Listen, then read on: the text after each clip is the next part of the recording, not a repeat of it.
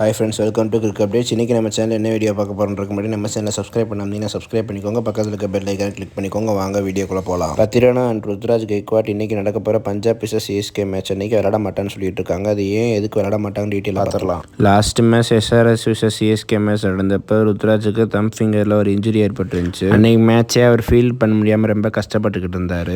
அந்த இன்ஜுரி ரொம்ப பெருசாகிடக்கூடாதுன்றக்காக இன்றைக்கி ருத்ராஜ் கெய்க்வாட்டுக்கு ரெஸ்ட் கொடுக்க சான்ஸ் இருக்குது. அப்படி அவர் ரெஸ்ட் எடுத்தாருன்னா ஓப்பனிங் யார் இறங்குவாங்கன்னு பார்த்துடலாம். ருத்ராஜுக்கு பதில் இன்றைக்கி ரச்சின் ரவீந்திரா இறங்குறதுக்கு நிறையா சான்ஸ் இருக்குது. பிகாஸ் ஆல்ரெடி அவர் 3 மேட்ச் நல்லா பெர்ஃபார்ம் பண்ணியிருந்தார். அதுக்கப்புறம் கொஞ்சம் பெர்ஃபார்ம் இல்லை எல்லாமே பண்ணுவார்னு நினைக்கிறேன். பத்திரனாக்கு ஆல்ரெடி இருந்த இன்ஜுரி தான். அவர் IPL விளாடறதுக்கு முன்னாடி இன்ஜுரி இருந்துச்சு. அதனால தான் போன மேட்ச் கூட வெறும் 2 ஓவர் மட்டும்தான் பவுலிங் போட விட்டாங்க.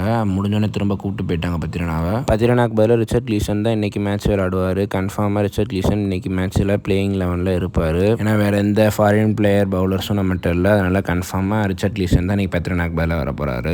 அதே மாதிரி ஃபிஷ்ஷுக்கு இன்றைக்கி நடக்க போகிற பஞ்சாப் vs சிஎஸ்கே மேட்ச் தான் லாஸ்ட்டு மேட்ச்சு. சிஎஸ்கேக்காக அவர் விளாட போகிறாரு. அவரோட டேட் ஆல்ரெடி முடிஞ்சிருச்சு. அது இன்றைக்கி May 1 முடியுதுன்னு ஆல்ரெடி பங்களாதேஷ் கிரிக்கெட் போர்ட்லேருந்து ஆல்ரெடியே சொல்லிட்டாங்க. May 1 ஃபிஷ் பங்களாதேஷ்க்கு கிளம்பி வந்துடணும். அதுக்கு மேலே நம்ம வேறு எதுவுமே பண்ண முடியாது.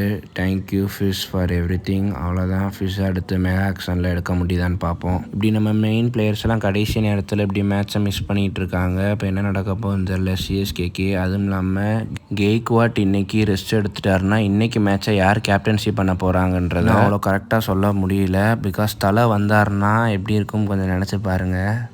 எல்லாருக்கும் ஆசையாக தான் இருக்கும். தலை இந்த ஒரு மேட்ச்சு சேப்பாக்கில் கேப்டன்சி பண்ணாருன்னா நல்லாயிருக்கும். ஆனால் அதுக்கு சான்ஸ் இல்லை. அநேகமாக கேப்டன்சி நம்ம தளபதி ஜடேஜா தான் இன்றைக்கி கேப்டன்சி பண்ண போகிறாருன்னு நினைக்கிறேன். பிகாஸ் கண்டிப்பாக தலை வரப்போகிறது இல்லை. அப்படி பார்க்கும்போது அடுத்து கேப்டன்சி பொறுப்பு ஏற்று பண்ணணும்னா ஜடேஜா தான் கன்ஃபார்ம் பண்ணுவார்.